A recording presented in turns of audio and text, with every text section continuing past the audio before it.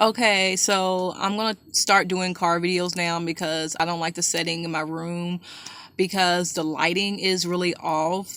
So until I get the whole lighting thing fixed, this will probably be regular videos in the car. This will probably be the regular setting, was what I meant.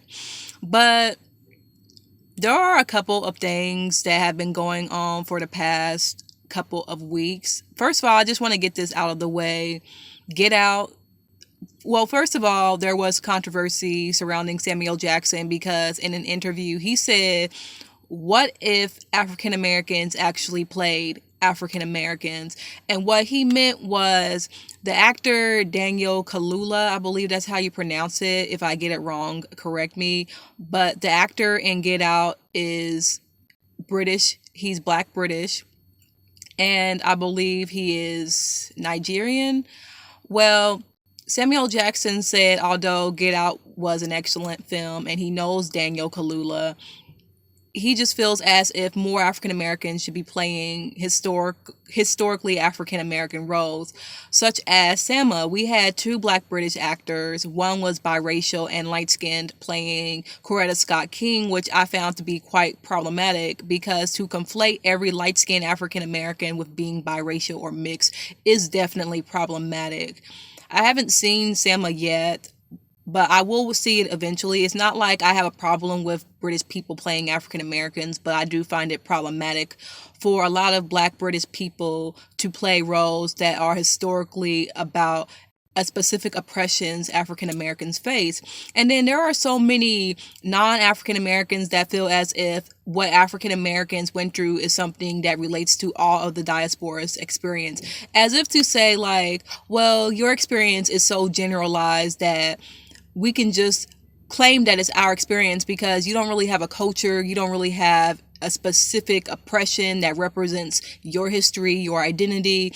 It's all of our identity. You know, you don't have your own identity for you to say, we can't venture into this, but we can tell you not to wear dashikis. We can tell you not to get box braids because they are West African or South African, like things like that. We can tell you, you know, you can't appropriate Egyptian culture. We can say all of that. But when it comes to the African American experience, that's something that all of us go through because you don't have a culture. You're like white people, essentially. That's what a lot of people are coming across as.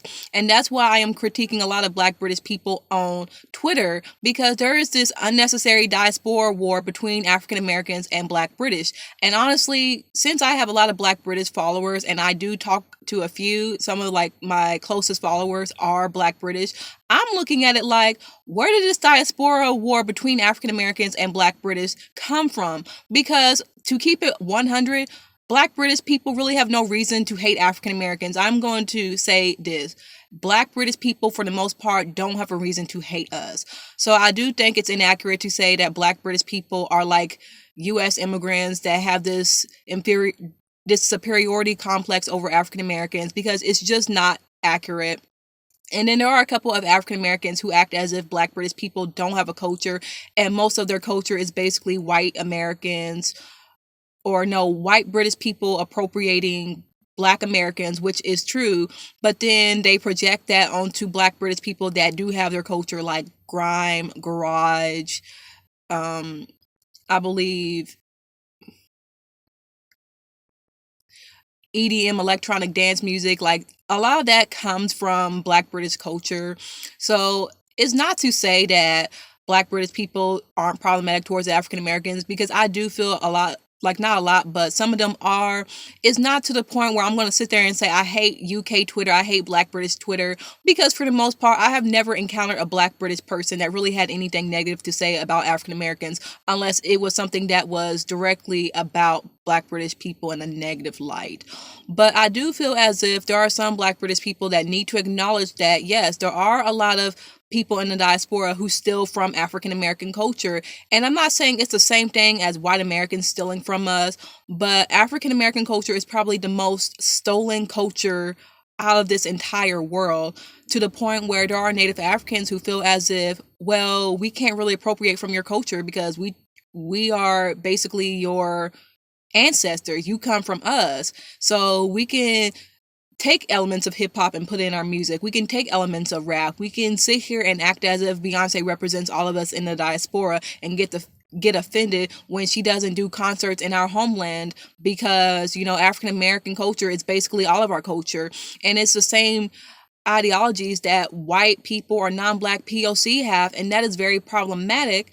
And there was a post on Twitter that said, it's not like I have an issue with African Americans, it's just that they act like Americans. And my thing of the matter is, when you say we act like Americans, for the most part, it's not a good thing to say to us, because we don't identify as American as an ethnicity, as in that's our nationality. We don't go by nationality as our sole identity. We're either African American, we're either black African American, and sometimes black Americans, but we don't even go by black Americans. It's something that people outside of the diaspora either call us that because they want to keep it simple, or because some of them are being condescending and they want to take African out of our identity because they feel as if we're not true Africans. So for the most part, I go by African American as my identity.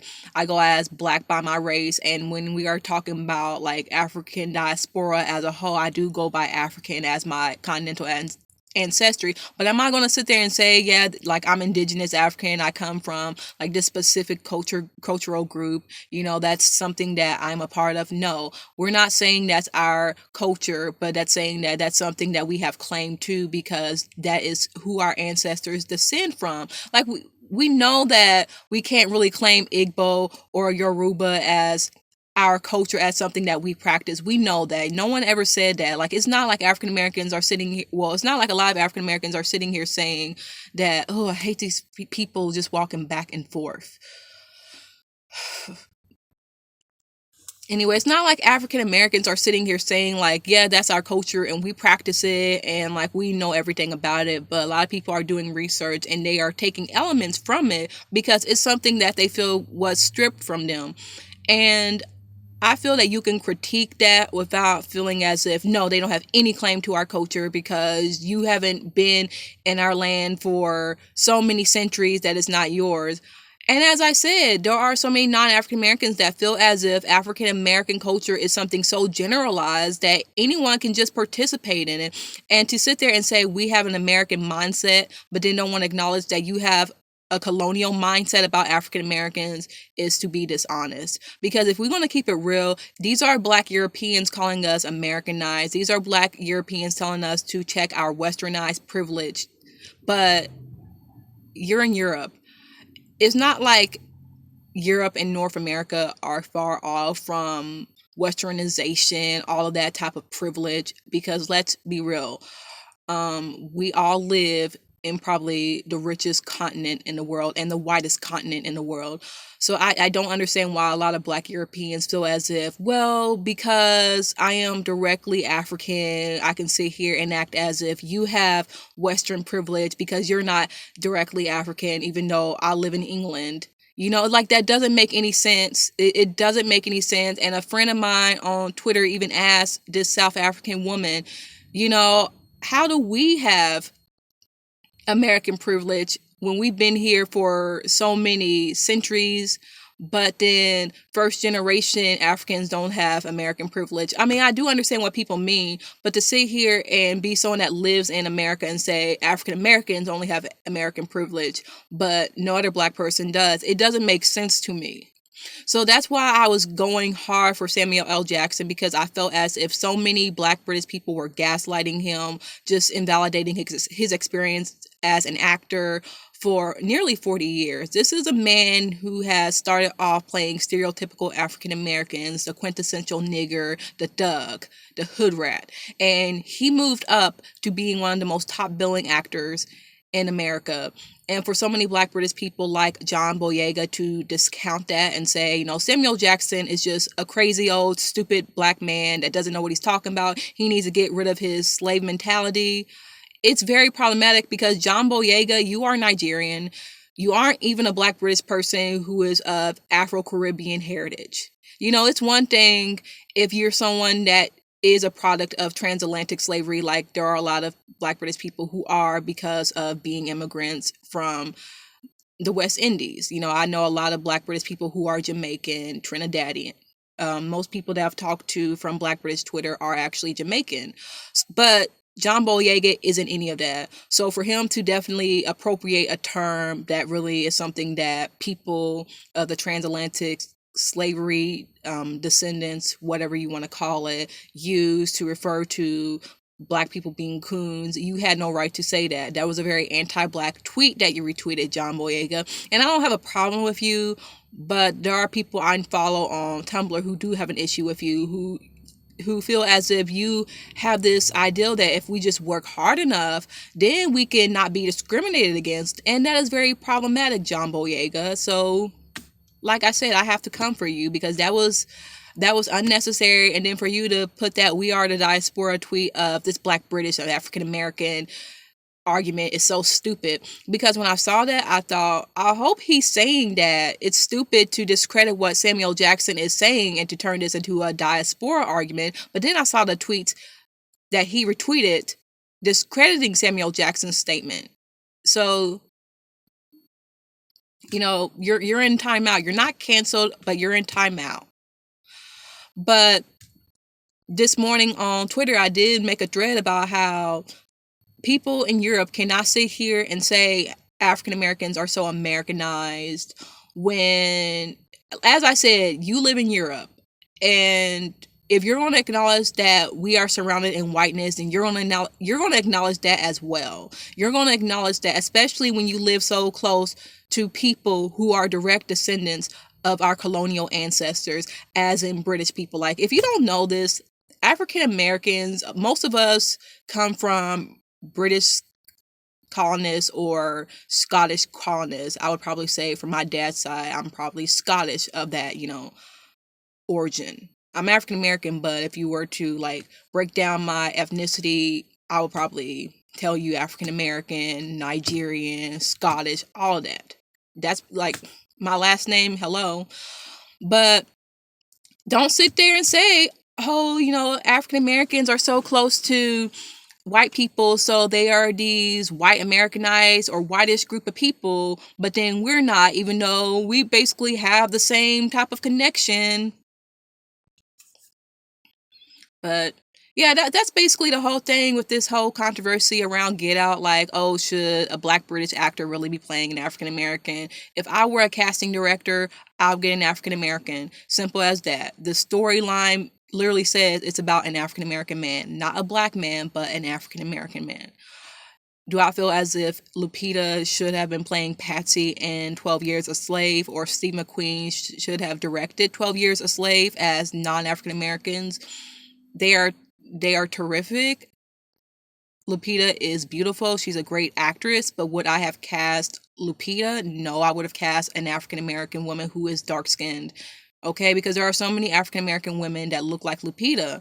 So to feel as if, oh, mostly African Americans are light skinned, light brown people like myself, that's very problematic because most of us, especially in the South, are dark skinned. You should look at my family.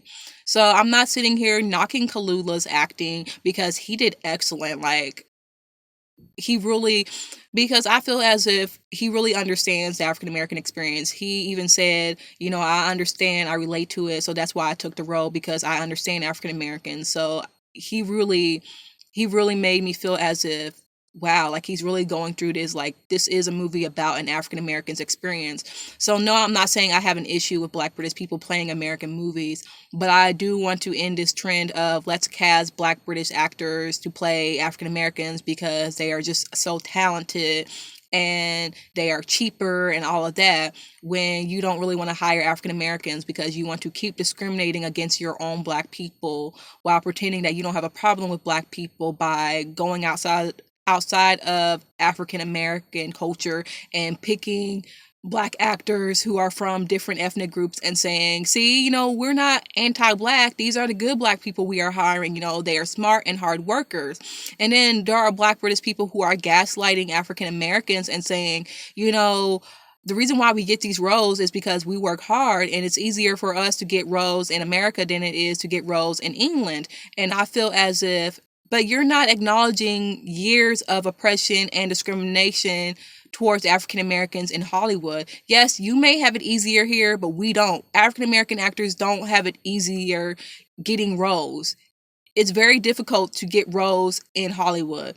The reason why you can get roles is because you are seen as an outlier black. You are seen as someone that isn't African American. You are seen as someone that doesn't fit the stereotypes of an African American. That's why a lot of white people go to you for roles, because they feel as if they can navigate hiring their own black people while still looking like they are diverse.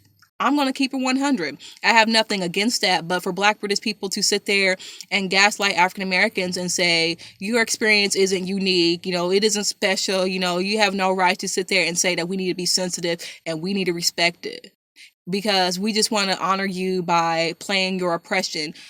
And it's not really something that I want to compare, but as someone said, African Americans or any black person for that matter isn't begging to play a Holocaust victim or survivor. No one is sitting there begging to play a Holocaust victim or survivor. No one is sitting here begging to play someone who is a product of genocide during apartheid. No one wants, it's not that no one wants to play that, but everyone knows how horrific that is, and we respect that because that's not something anyone wants to go through. No one is begging to play Ryland children like that. No one is begging to play a very traumatic role that someone else goes through. Acting, I feel, comes from experience. It comes from what the best actors pull from their experience. That's why a lot of great actors cry or just get so much into the roles, because it's something that they personally went through or they know someone else that went through it. And I feel that's kind of on what Kaluuya was doing. He knows other people that went through it. So yes, he pulled from that experience. He knew so many African Americans that went through the same thing, and he went through similar situations. But all I am asking is for people to respect us enough to know when to stay in their lane. And I'm not saying that it's cool for African Americans to play South Africans like Morgan Freeman playing Nelson Mandela. I feel as if we are going to have a Nelson Mandela biopic, it should be played by a South African actor. When Nelson Mandela died, I said it should be played by a South African actor. If you're going to have a biopic, get a South African actor, because that's the only way we can honor him is by getting a South African actor. Don't cast an African American to play a South African or a Rwandan, as I am referencing Hotel Rwanda, with Don Cheadle. But the thing about the matter is, these are American movies still. It's not like these are movies in other countries and African Americans are coming over to play them. That's one thing you need to understand. It's not like we are coming to South Africa or we are coming to Rwanda and playing these characters and then saying, well, we worked hard enough, it doesn't matter because we all have that same experience. These are American-made movies, and these are American directors getting American actors to play these roles. And I think that's what people need to understand. Am I saying it's right? No, but you need to understand the difference. Ooh, it is cold. What time is it now? 18 minutes. Okay. Let me kind of adjust this for a minute. Okay. Okay, so about Get Out. I made a review on Tumblr, which is about 6 pages, about my opinion on the film. And I basically mapped it out, gave spoilers, and told people how I felt. Now I understand why certain people on these videos get mad at certain people writing down comments, and then they kind of come at them curtly. I understand why. Because if I get something wrong, either correct me nicely or just don't say it at all, because it's a review. I'm not expecting to get everything 100% right, and that's what most reviews are. It's not something where you get 100% right. It's just something that you are giving from your perspective. You are critiquing something. So I don't want people coming at me saying, well, actually, she was a grandma, and well, actually, and okay, I understand that, but everyone else likes it. So for you to be the one person to write something slick like, well, it's African American vernacular English, not African vernacular English, someone did that. Someone did that. And I want to tell you, you knew what I meant. You were being an asshole. You were being obnoxious about that. You went on this spiel about how there are 54 countries in Africa, knowing damn well, you follow me too. I follow you. You follow me. And for you to say that, if you don't have if you have a problem with what I say, you can unfollow. I don't care. I can unfollow you. But you knew what I meant. You knew it was a typo. You knew it was an honest mistake, and you still felt the need to come on my post to put that comment. That's what I mean. I don't have a problem with people correct me, but don't come at me sideways like I'm an idiot. Don't come at me like I don't know what I'm talking about. Don't come at me like I'm trying to be funny and I'm trying to be disrespectful, because that's not what I am doing. I'm sorry. I left off American when I meant to say African American vernacular English, but you saw the abbreviation I made later on when I said ave, so you knew what I meant. So for you to sit there and say, well, actually, he was speaking African American vernacular English, not African vernacular English, because there's no such thing, you were being an asshole. Like, I hate that. And like people especially do that to me because I'm autistic, or you may know that, oh, she's someone that may have like a cognitive disability, or she may be neurodivergent, so let's pick on her. Like that's wrong. And it does come off as bullying at one point in time. I'm not saying that's what everyone was doing, but don't sit here and like try to say, well, actually the reason why he put her in the car was because he felt bad that his mom got ran over and he couldn't save her. So now that he's doing the same, like, isn't that essentially what I said in my review? I didn't mention the mom part, but isn't that what I mentioned about how black men fail to save black women? And it's as if that is a metaphor about how he was making up for it or trying to make up for it. That's basically what I am saying. And yes, that's a spoiler.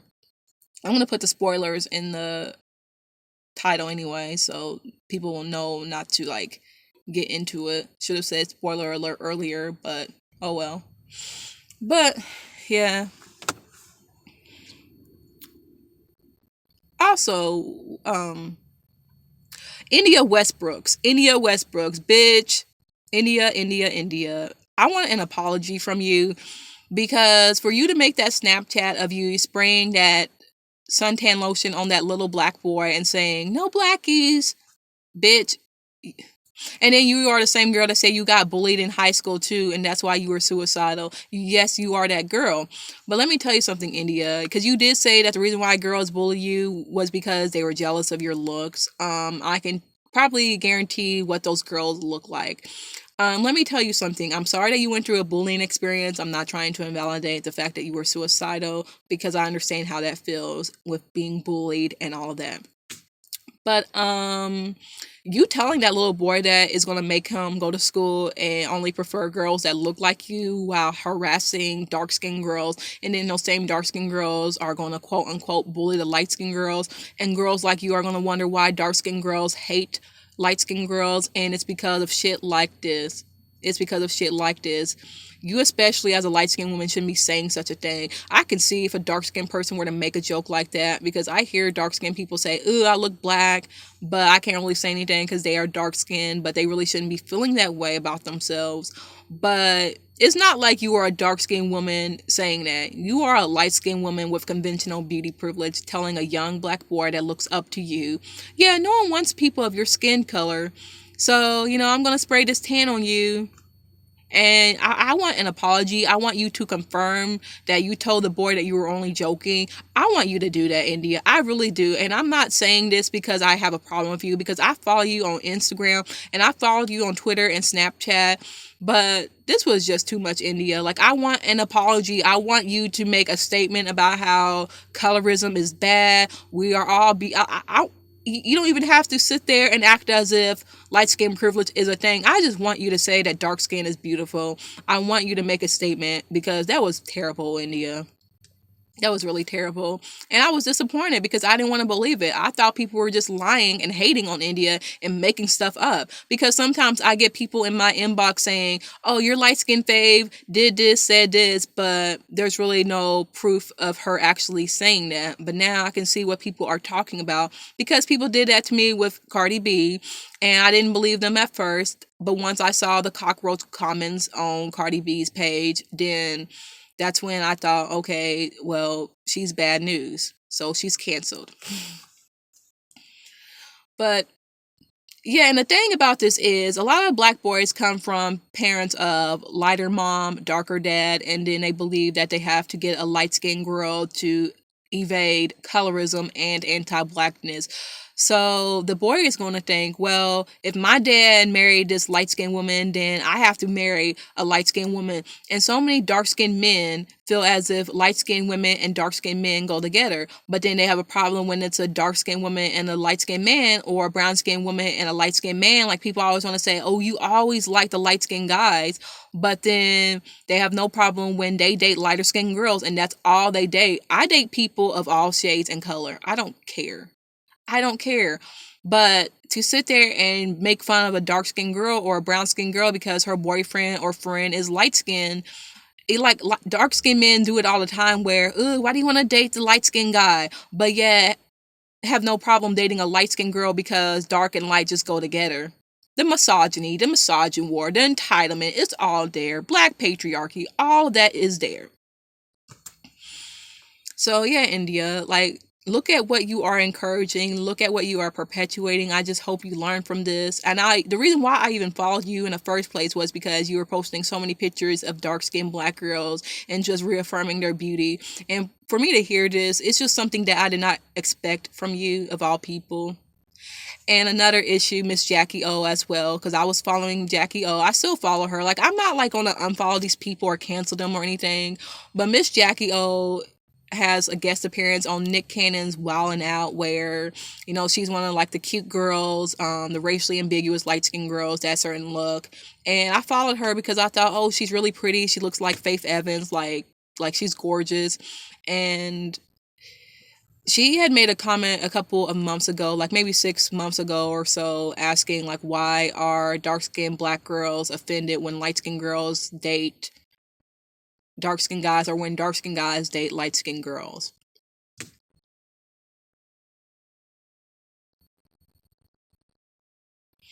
You know, some of y'all sound like white women at this point in time. Some of y'all sound like non-black women, because you know why. You know why. You're from California, or you have a job in California where you model. You're light-skinned, mixed, racially ambiguous. You should know by now, lady. You should just know by now why that is. And it's not so much that they are upset, it's just that when a certain guy likes a certain type, it gets old. It gets old. No one wants to constantly see the same dynamic of light-skinned woman, dark-skinned man, saying masculine black men are dark-skinned and feminine black women are light-skinned. People hate that dynamic. It's not that they don't want it to happen at all. It's just that they feel a type of way about it. They feel inadequate. They feel inferior. They feel ugly about themselves and their skin tone. And one guy even told you that, and you were like, oh, that's so sad. And then he's like, yeah, I think it's just insecurity. That's not what colorism is. Colorism is not insecurity. Colorism is a systematic oppression towards dark-skinned blacks and the systematic advantage of light-skinned black people, not just black people, but POC in different communities. Healthcare, education, church, stuff like that. Finance, job opportunities, life insurance, just, very detrimental things. It's similar to white privilege in the black community. Light skin privilege is white privilege of the black community. I'm going to say this. It is. So Jackie O, Miss Jackie O, if that's like your whole like name, stage name, I expect better from you. I do. Because the only reason why I found that, because I was trying to see like if you were black or not, because you were saying nigga a hell of a lot for a very racially ambiguous girl. So I thought, well, is she black? And I found the confirmation, but something that I did not like. What else do I have to say? Oh yeah, Christina DeBarge followed me on Twitter, and I'm actually excited because I actually like some of her music. I actually feel bad now that I kind of ragged on the movie School Dance. It's still a shitty ass movie. It's colorist. It's a terrible movie, but I actually like Christina, and her uncle, I believe, is El DeBarge, so she's like related to that family. And I was like, wow, like Christina DeBarge, like oh, I love her music. Like I remember thinking like how talented she was when I first heard her album. And like for her to follow me, it's like, oh my God, like I'm honored. Like I love her family. Like her family is so musically talented, and yeah, like I'm like, wow. Tanashi follows me as well. Pam Greer follows me. Um, Little B follows everyone. Who else follows me? But yeah, like wow, I'm glad that you see my tweets. Like, or you must like my tweets, or I hope you like my like pro-black tweets or my feminist anti-colorist tweets. Because I know Tanashi sees some shit. You know, she kind of gets it. So